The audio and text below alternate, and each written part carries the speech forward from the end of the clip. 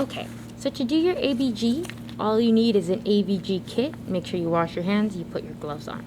And now I set out a paper towel to put all of my materials on. So go ahead and open up your ABG kit. Okay, and inside you'll have a baggie.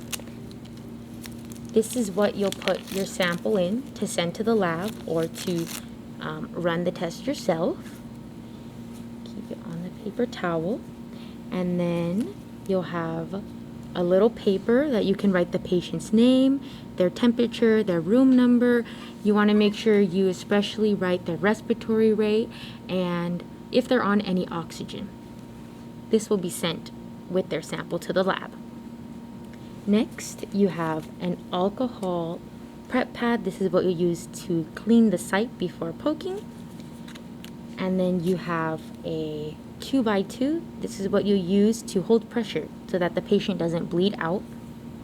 And then you at last have the needle that you'll be using and then the stopper. Okay, so we're using a heparinized needle to make sure that the blood doesn't clot inside the syringe. So what you'll do is move the syringe up and down a few times to get the heparin everywhere. And I'm going to move it down to 1.0. It depends on what hospital you're at, how much blood they require. But in this case, we're just going to do 1.0. And you'll notice that we're using a needle that has a bevel. What I mean by a bevel is that it just looks like a little hole at the top and the needle is slanted. When you are drawing blood, when you're doing the ABG, you want to make sure that the bevel is facing up. So that way the blood will go into the hole. Okay, so I'm going to go ahead and bring my arm. And in this case, to make it easier for yourself, put a towel, roll up a towel or even a small pillow and put it right underneath the patient's wrist. This gives you easier access to their radial artery. So I'm going to go ahead and palpate. Okay, I found a nice pulse. And I'm going to clean the site. I'm going to start from the inside and do a circular motion and go out. So start on the inside and go out. Just like that. And I'm going to allow it to dry.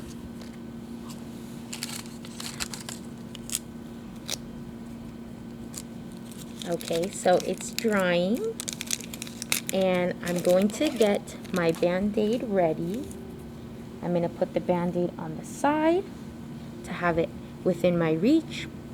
And then I'm also going to put my gauze on the side so that I'm able to grab it right away and keeping it clean.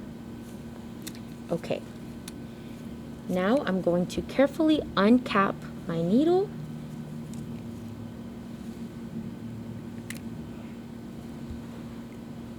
And now I'm going to go at a 45-degree angle. And what I like to do is I like to rest my hand in the patient's hand so that I have a better angle. So I'm going to palpate and I'm going to feel for the pulse. And now that I feel it, I'm going to go at a 45-degree angle and I'm going to move just one finger over.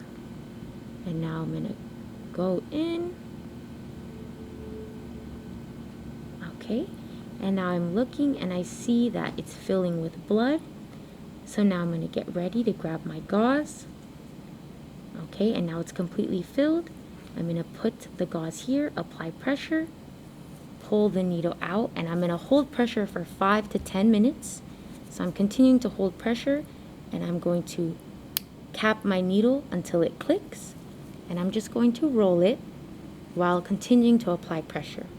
So now it's past 5 to 10 minutes, and I'm going to put my needle down, and I'm going to put the Band-Aid on the patient with the gauze.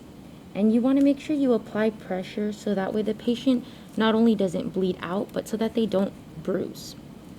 Now I'm going to put the Band-Aid on, and I'll come back and check on the patient in about 10 minutes to check the site and make sure they're not bleeding anymore. So now, what I'm going to do is my little card that I have already filled out with all the patient's information, this will go in the bag.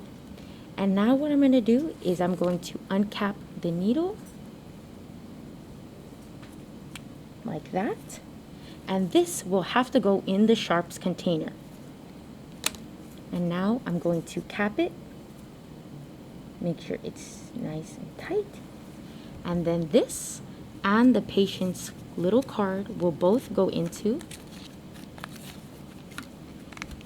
this biohazard bag like that.